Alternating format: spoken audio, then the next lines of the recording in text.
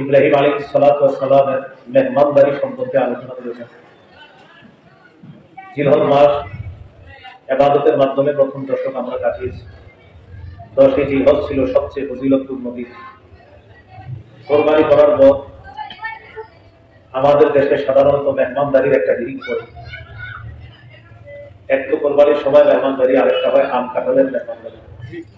ঘটনাচক্রে বর্তমানে যে মৌসুম, যে সিজন, এই সিজনে গোস্ত, আম, কাঁঠাল সব একসাথে রয়েছে। এই মেহমানদারি যেন সুন্নাত মোতাবেক হয়। মেহমানদারি করতে গিয়ে আমাদের কারণে যেন কোনো গুনাহের কাজ সংঘটিত না হয়, সেদিকে সজাগ দৃষ্টি রাখা। আমরা অনেকে মেহমান হয়ে বিভিন্ন বাড়িতে যাই। বর্ষার সিজনে ট্রলারে করে যাওয়াটা আমরা উপভোগ করি।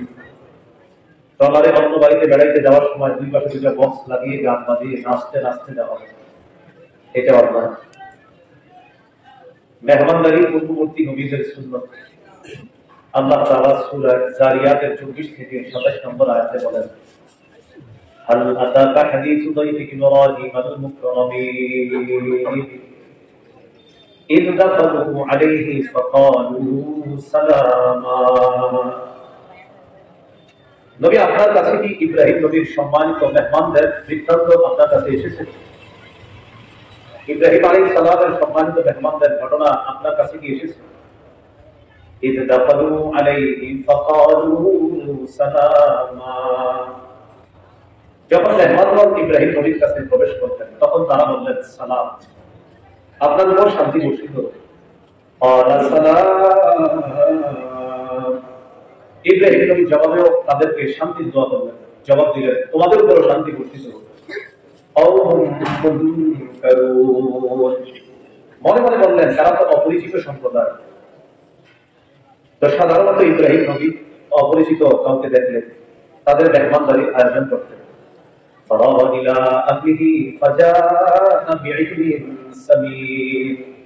তিনি দ্রুত চুপিসারে পরিবারের কাছে গেলেন, একটা গরুর বাছুর হাতি করে তাড়াতাড়ি নিয়ে আসলেন।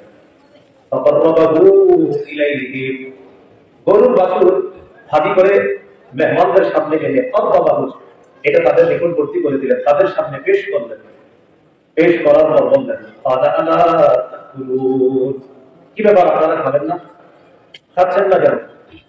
মেহমানরা খাবার খাইতেছে না।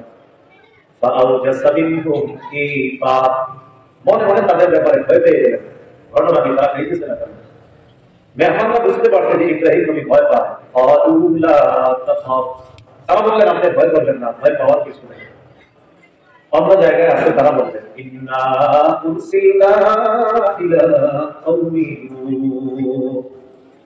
আমরা লূত নবীর সম্প্রদায়ের কাছে প্রেরিত হয়েছি। আমরা দুনিয়ার সাধারণ মেহমান, যারা মানুষ মেহমান হয়, এই মেহমান না, আমরা আল্লাহর পক্ষ থেকে প্রেরিত ফেরেশতা। এই ফেরেশতারা এসেছে দুটি উদ্দেশ্য।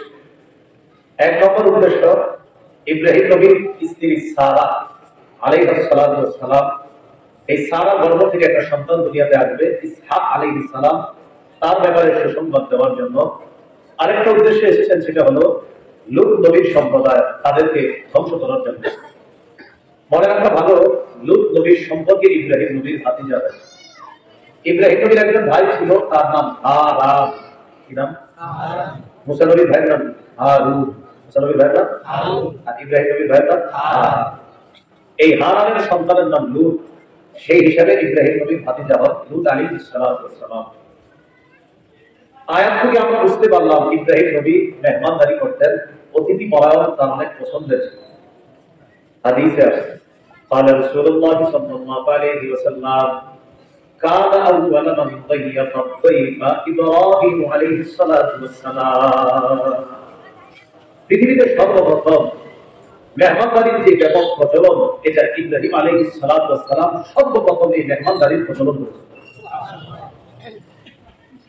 লূত আলাইহিস সালামের কাছে যখন গেল ওই ফেরেশতারা, তো যাওয়ার পর তারা মানুষের রূপ ধারণ করে তার কাছে গেল। দেখতে সুন্দর। লূত নবীর জাতির ভয়ঙ্কর 10টি বদভ্যাস ছিল, এর মধ্যে একটি হলো পুরুষের সাথে সমকামিতা করার ইচ্ছা তাদের ছিল। নাউযুবিল্লাহ। সুন্দর পুরুষদের কথা তাদের কানে যাওয়ার পর লূত নবীর বাড়ির আশেপাশে এসে তারা ভিড় জমাই। ওই সুন্দর মানুষগুলা আমাদের সামনে পাঠায় দাও, তাদেরকে দরকার। লূত নবী তাদেরকে মেহমান হিসাবে ঘরে বসায় রাখছে। উনি তো জানে তারা মেহমান, উনি তো এখনো জানে না তারা যে ফেরেশতা। লূত নবী তাদেরকে বললেন, তোমাদের যদি কোনো প্রয়োজন থাকে, কিছু যদি করার থাকে, আমার মেয়েরা আছে, তাদেরকে তোমরা বিয়ে করে দাও, বউ বানিয়ে নিয়ে যাও তাদের। এরপরেও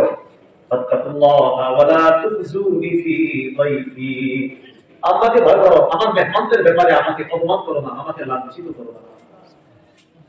আয়াত থেকে জানলাম লূত আলাইহিস সালাতু ওয়াস সালাম তিনিও মেহমানদেরকে যথেষ্ট সম্মান করতেন। তো মেহমানদারি করা এটা অতীতের নবীদের সুন্নাহ, কোরআনের আয়াত থেকে আমরা প্রমাণ পেলাম। মেহমানদারি আমাদের নবী মুহাম্মদ সাল্লাল্লাহু আলাইহি ওয়াসাল্লামের সুন্নাত। নবুয়ত প্রকাশ ঘটার আগে 40 বছর বয়সে যখন তার নবুয়ত, এই নবুয়তের প্রকাশ আল্লাহ ঘটিয়েছেন, এর আগে থেকে রাসূল সাল্লাল্লাহু আলাইহি ওয়াসাল্লাম মেহমানদারি করতেন। সহিহ বুখারীর বর্ণনা, একদম শুরুতেই হাদিস 3 নম্বর হাদিস, রাসূলুল্লাহ সাল্লাল্লাহু আলাইহি ওয়াসাল্লাম হেরা গুহায় ধ্যানমগ্ন, তিনি ধ্যানমগ্নতায় নিমজ্জিত থাকতেন হেরা গুহায় গিয়ে। তো সেখানে ধ্যানে কাটাইতেন 1 মাস, তাফসীরের বর্ণনা অনুযায়ী 6 মাস। ওই হেরা পর্বতে যারা হাজী সাহেব হজ করতে গিয়েছেন বা ভবিষ্যতে যাবেন, আপনাদেরকে গাড়ি দিয়ে সেই পর্বতের কাছে নিয়ে যাওয়া হবে। অনেক উঁচু পাহাড়, এখন সিঁড়ির ব্যবস্থা। হিম্মত নিয়ে যাবেন যে আমিও সেখানে উঠবো। ওখানে ওঠার পর একটু নদী যেখানে বসে ধ্যানমগ্ন করতেন, সেই জায়গাটা সব সত্যি আপনি দেখবেন। তো মুরব্বী যারা আছে তাদের তো হিম্মত করা হয় না, কারণ তারা বয়স্ক, এই জন্য তাদের জন্য কষ্টকর হয়ে যায় বিষয়গুলো। হেরা পর্বতে আল্লাহ রাসূল সাল্লাল্লাহু আলাইহি ওয়াসাল্লাম থাকতেন। আম্মা জান খাদিজাতুল কুবরা রাদিয়াল্লাহু তাআলা আনহা, আমি যখন এই পর্বতের সামনে দাঁড়িয়ে চিন্তা করছি উনি কিভাবে সেখানে দেখেন, কারণ তখন আম্মা জান খাদিজার বয়স 55। কত? 50। এত সুন্দর সিঁড়ির ব্যবস্থাপনা ছিল না নবীর জন্য। খাবার নিয়ে উপরে যাইতেন, মক্কা থেকে হেঁটে, আবার সেখান থেকে হেঁটে মক্কা আসতেন। রাসূলুল্লাহ সাল্লাল্লাহু আলাইহি ওয়াসাল্লাম হেরা পর্বতে আছেন। জিবরিল আলাইহিস সালাতু ওয়াস সালাম নবীর কাছে আসেন। আসার পর বললেন, ইকরা, পড়েন। নবী বললেন, মা আনা বিকারি, আমি পড়তে পারি না। জিবরিল আমাকে চাপ দিলেন, প্রচন্ড কষ্ট হলো আমার। তুম্মা আরসালানি, আবার আমাকে ছেড়ে দিলেন। এবার আবার আমাকে বললেন, ইকরা, পড়েন। আমি বললাম, মা আনা বিকারি, আমি পড়তে পারি না। আবার আমাকে চাপ দিলেন, আমার প্রচন্ড কষ্ট হলো। তুম্মা আরসালানি, আবার আমাকে ছেড়ে দিলেন, কষ্ট দূর হয়ে গেল। এবার আবার বললেন, ইকরা, পড়েন। আমি বললাম, মা আনা বিকারি, আমি পড়তে পারি না। এইভাবে জিবরিল আমির আমাকে চাপ দেয়, কষ্ট হয় আমার, আবার আমাকে ছেড়ে দেয়। এক পর্যায়ে বললেন, ইকরা বিসমি রাব্বিকাল্লাযী খালাক, পড়েন প্রভুর নামে যিনি সৃষ্টি করেছেন। এটা বলার পর আল্লাহ তাআলা নবীর জবানে সূরা আলাকের 5টা আয়াত উচ্চারণ করে দিলেন। সুবহানাল্লাহ। রাসূলের জন্য সহজ করে দিলেন। রাসূল 5টা আয়াত উচ্চারণ করলেন সাল্লাল্লাহু আলাইহি ওয়াসাল্লাম। কোরআনের আয়াত নিয়ে হেরা পর্বত থেকে রওনা করলেন। রাজা বিহা ইয়ারজুফু ফুআদু, কোরআনের আয়াত নিয়ে পরিবারের কাছে আসছে, অন্তর কাঁপতেছে। বাসায় এসে পরিবারকে বললেন, জাম্মিলুনি জাম্মিলুনি, আমাকে চাদর দিয়ে আবৃত করো, আমাকে চাদর দিয়ে ঢাকো। ফাজাম্মালুহু, পরিবারের সদস্যরা তাকে চাদর দিয়ে ঢাকলেন। ফাকালা লাহা আও আফরাদাল খাবর, রাসূলুল্লাহ সাল্লাল্লাহু আলাইহি সাল্লাম আম্মা জান খাদিজাকে পুরো ঘটনাটা শুনাইলেন, যা যা। এরপর বললেন, খাদিজা, লাকাদ খাশিতু আলা নাফসি, আমি নিজের ব্যাপারে আশঙ্কা করতেছি, আমার ভয় হইতেছে, কি হচ্ছে আমার সাথে। আম্মা জান খাদিজাতুল কুবরা রাদিয়াল্লাহু তাআলা আনহা জবাব দিলেন, কাল্লা ওয়াল্লাহ মা ইউযিকাল্লাহু আবাদা, কখনো না, আল্লাহর কসম, আল্লাহ আপনাকে কখনো লাঞ্ছিত করবেন না।